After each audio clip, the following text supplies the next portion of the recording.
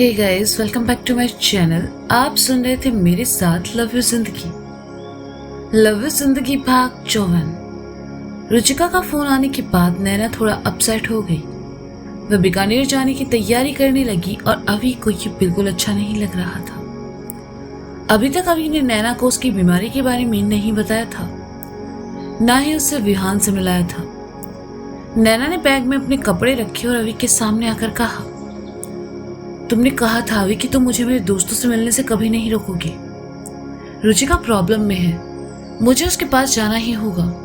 अगर आज तुम रोको भी तो मैं नहीं रुकने वाली। उसकी जिंदगी में मोंटी को लाने वाली मैं थी। मेरी चॉइस इतनी गलत नहीं हो सकती। मुझे वहां जाकर सब ठीक करना ही होगा, क्योंकि वो दोनों ही मेरे दोस्त हैं। मुझे जाना होगा। नैना, तुम समझ नहीं रही हो, अभी ने परेशानी भरे स्वर में कहा। मुझे फिलहाल कुछ समझने की जरूरत नहीं है अभी। अगर मेरे साथ नहीं आना चाहते तो इट्स ओके, मैं अकेले मैनेज कर लूंगी। नैना ने कहा, हर बार अपने दोस्तों की लाइफ के प्रॉब्लम सॉल्व करना तुम्हारी रिस्पॉन्सिबिलिटी नहीं है नैना। अभी ने गुस्सा होकर कहा, तो किसकी रिस्पॉन्सिबिलिटी है? पड़ोसी यार, वो दोस्त है मेरे। नैना ने भी थोड़ा गुस्सा होकर कहा, वो लोग दोस्त हैं तो फिर हम दोनों क्या है नैना? तुम्हें यह समझना होगा कि तुम्हारे दोस्तों के अलावा भी एक दुनिया है जिसमें तुम और मैं साथ रहते हैं। क्या तुम्हें अपनी या मेरी परवाह नहीं है? दोस्त सिर्फ दोस्त होते हैं, उन्हें फैमिली मत बनाओ। नैना की बात पर अभी ने बिफरते हुए कहा, वो सिर्फ दोस्त नहीं है मेरी लाइफ का एक हिस्सा है, फैमिली का एक हिस्सा है। तुम उनके लिए इस तरह की बात नहीं कर सकते। नैना ने अभी की आंखों में देखते हुए कहा। नैना इस वक्त अभी की बात नहीं समझ रही थी और यही बात अभी को बुरी लग रही थी। वह नैना के करीब आया और उसकी आंखों में देखते हुए कहा, एक काम करो, तुम रहो अपने दोस्तों के साथ। पड़ोसी, नैना ने कहना चाहा, लेकिन तब तक अभी कमरे से बाहर निकल गया। अभी नीचे आया और गाड़ी लेकर घर से बाहर चला गया। कुछ देर बाद ब्रिज पर आकर उसने सड़क किनारे गाड़ी रोकी, नीचे उतरा और बाहर निकलकर अपना हाथ गाड़ी के बोनट पर मारते हुए कहा, क्या हो गया है मुझे? तू नैना पर गुस्सा कैसे कर सकता है? वो इस वक्त बीमार है, उसे तुम्हारी जरूरत है और तुम उसे अकेला छोड़ आए? वो तो ये तक नहीं जानती कि वो अंदर ही अंदर किस बीमारी से जूझ रही है। तू इतना सेल्फिश कैसे हो सकता है यार? नैना इस वक्त कुछ सुनना नहीं चाहती। उसके लिए अपनी जिंदगी से बढ़कर दोस्त है, और वो दोस्त उन्हें तो शायद ये तक नहीं पता कि नैना खुद किस हाल में है। बस सबको अपनी प्रॉब्लम दिखाई दे रही है। लेकिन मुझे नैना को इस तरह अकेले छोड़कर नहीं आना चाहिए था। मुझे उसके साथ रहना चाहिए था। मुझे उसे जाने से रोकना चाहिए था। अभी ने मन ही मन फैसला किया और गाड़ी लेकर वापस घर चला आया। अभी अंदर आया, देखा हॉल में सोफे पर बैठी निवेदिता कोई बुक पढ़ रही थी। अभी सीधा ऊपर अपने कमरे में चला आया, लेकिन कमरे में ना नैना थी ना ही उसका बैग। अभी समझ गया कि नैना जा चुकी है। वह वापस जाने के लिए जैसे ही मुड़ा, उसकी नजर ड्रेसिंग टेबल पर रखे पेपर पर चली गई। अभी ने उसे उठाया और पढ़ने लगा। पड़ोसी, आई नो मेरा इस तरह जाना तुम्हें बिल्कुल अच्छा नहीं लगेगा, लेकिन मेरा जाना बहुत जरूरी है। मेरे दोस्तों ने मुझे हमेशा एक फैमिली की तरह सपोर्ट किया, फिर आज जब उन्हें मेरी जरूरत है तो मैं उन्हें अकेला कैसे छोड़ सकती हूँ? तुम अभी गुस्से में हो, इसलिए मेरी बात नहीं समझोगी। मैं बीकानेर जा रही हूँ रुचि के पास, जल्दी लौट आऊंगी।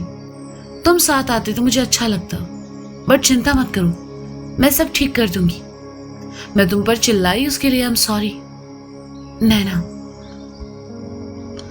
अभी ने जैसे ही नैना का लिखा खत पढ़ा, उसका दिल तुरंत पिघल गया। उसने पेपर मोड़कर जेब में रख लिया और मन ही मन खुद से कहा, काश तुम इतनी जिद्दी ना होती। अभी को अपनी गलती का एहसास हुआ और वह एक बार फिर घर से निकल गया। दूसरी तरफ नैना एयरपोर्ट आई। उसकी किस्मत अच्छी थी कि 1 घंटे बाद ही उसे तत्काल में नॉन स्टॉप फ्लाइट का एयर टिकट मिल गया। नैना को तसल्ली हुई और अपना बोर्डिंग पास लिए वह रिसेप्शन की तरफ चली आई। फ्लाइट 1 घंटे बाद थी, इसलिए नैना वेटिंग एरिया में आई। उसका मन भारी हो रहा था, सर भी हल्का दर्द कर रहा था। ऐसा पहली बार हुआ जब अभी उसके साथ नहीं था। उसने आस भरी नजरों से दरवाजे की तरफ देखा, यह सोचकर कि शायद उसे रोकने के बहाने ही सही अभी वहां आ जाए, लेकिन ऐसा नहीं हुआ। नैना ने बैग को गोद में रखा और अपना गाल उस पर टिका लिया। उसका चेहरा उदासी से घिरने लगा था। उसे रुचिका की फिक्र हो रही थी। साथ ही दिल्ली में घटी वो घटना एकदम से उसकी आंखों के सामने आ गई, जब रुचिका ने सचिन के कारण अपने हाथ की नस काट ली थी। ये सब सोचकर किसी अनहोनी के डर से नैना का दिल धड़कने लगा। उसे बेचैनी होने लगी और उसने अपनी आंखें मूंद ली। थकान का असर था या दिमाग में चल रहे टेंशन का, नैना की आंख लग गई और वह वहीं बैठे बैठे सो गई। आधा घंटा गुजर गया लेकिन नैना ऐसे सोई कि उठी ही नहीं। नींद में अपने उसने सर बगल में बैठे लड़के के कंधे पर टिका दिया। नैना नींद में थी, उसने ध्यान नहीं दिया। उसके बगल में कोई और नहीं बल्कि अभी ही बैठा था।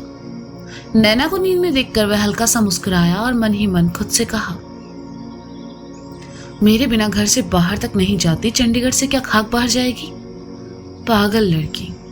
इसकी फ्लाइट का टाइम हो चुका है लेकिन ये बेफिक्र होकर सो रही है।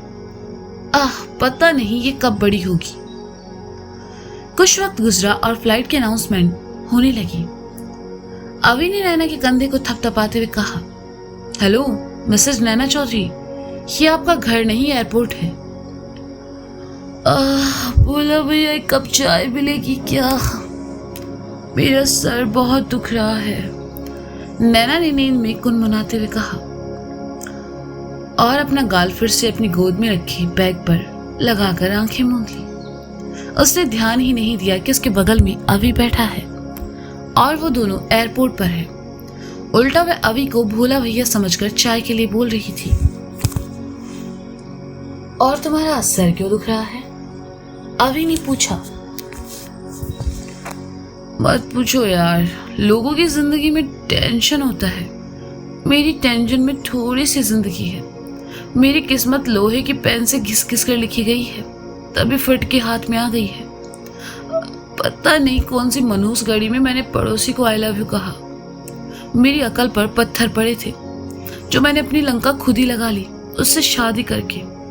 वो आदमी सच में मेरी समझ से बाहर है। शादी के बाद तो जैसे कोई लाइफ रही ही नहीं, बस सबकी सुनो।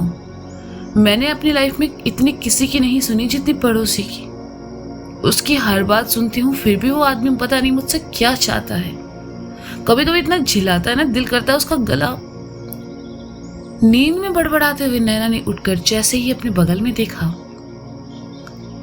आगे के शब्द उसके गले में ही अटक गए और सांसें रुक गई। जिसकी तारीफ में वह इतने अच्छे शब्द कह रही थी वह उसके बगल में ही बैठा था। नैना को लगा वह कोई सपना देख रही है, इसलिए उसने जल्दी जल्दी अपनी आंखें मस ली और दोबारा अपने बगल में देखा तो अंदर ही अंदर उसका दिल रो पड़ा। वो अभी ही था और बड़े प्यार से नैना को देख रहा था। नैना ने डरते डरते अभी को अपने हाथों से टच किया और धीरे से कहा, क्या तुम सच में हो? मैं तुम्हें अकेले कैसे जाने दे सकता हूं? अभी ने उतने ही प्यार से नैना को देखते हुए कहा तो नैना ने दूसरी तरफ गर्दन घुमाकर अपना सर पीटते हुए धीमी आवाज में कहा, ये हमेशा मेरे साथ ही क्यों होता है? एक तो पहले से ही गुस्सा है, ऊपर से मैंने जो कहा वो तो इसने पक्का सुना होगा।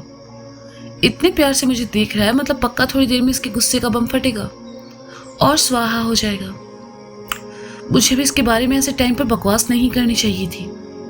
एक दिन अपनी ही जबान काट देनी है मैंने। मेरी लंका लगने में इसका पूरा हाथ है।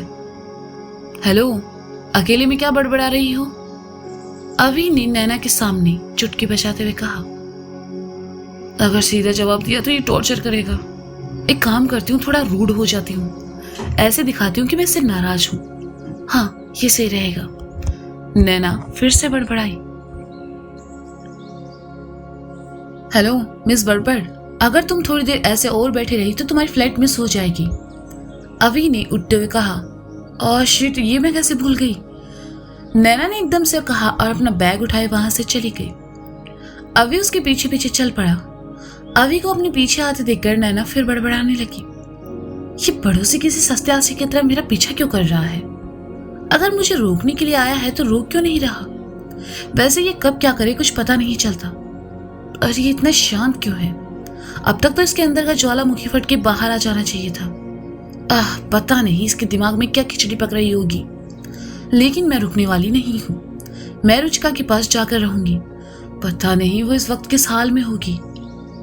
चलते चलते नैना ने सामने ध्यान नहीं दिया और जैसे ही उसका सर लोहे के पिल्लर से टकराने वाला था, अभी उसे तेजी से बचाने के लिए आगे बढ़ा।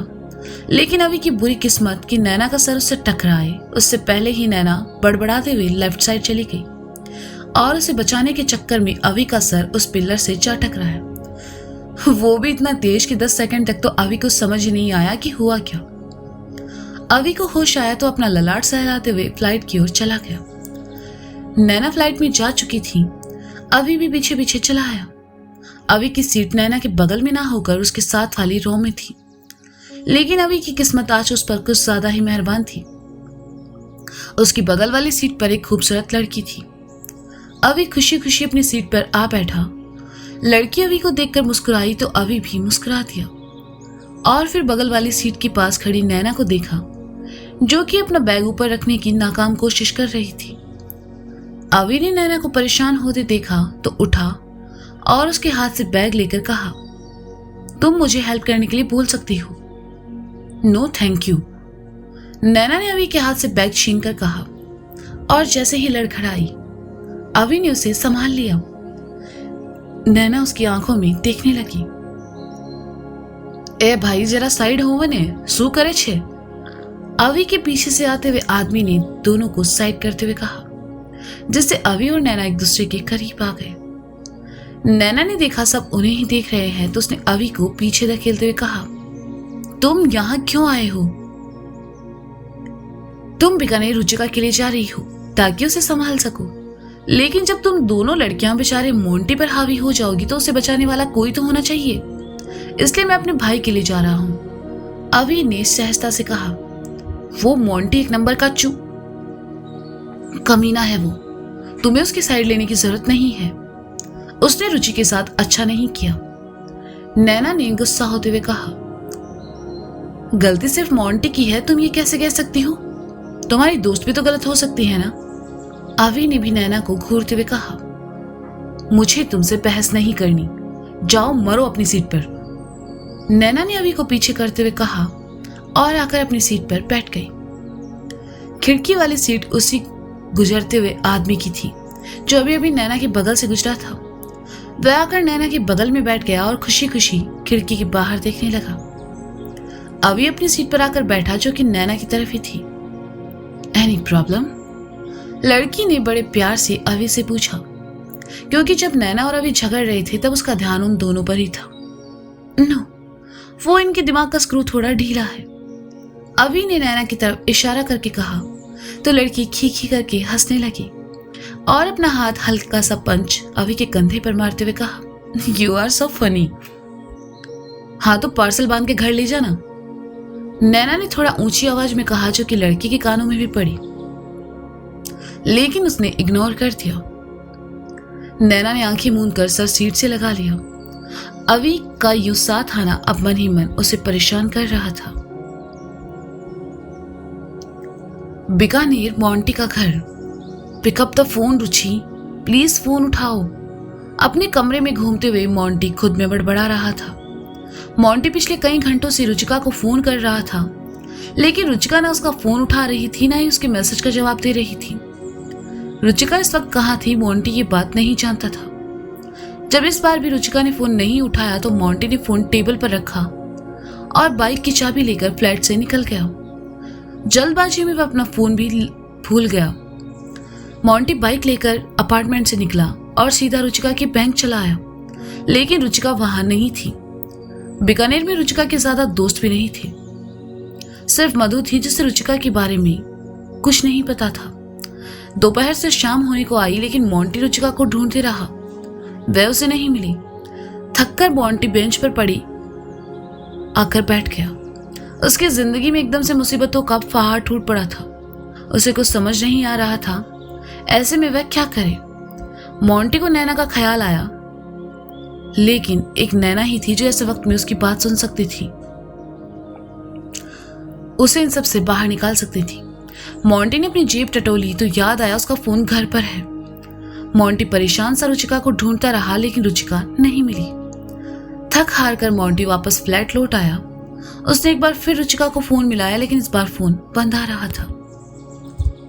तो दोस्तों, ये था लव इज जिंदगी भाग 54। इसका अगला भाग आप जल्द ही सुनेंगे मेरे साथ। तब तक के लिए शुक्रिया, बाय बाय, अपना ख्याल रखिए और हाँ, सुनते रहें लव इज जिंदगी सीजन 2 मेरे साथ। Bye bye.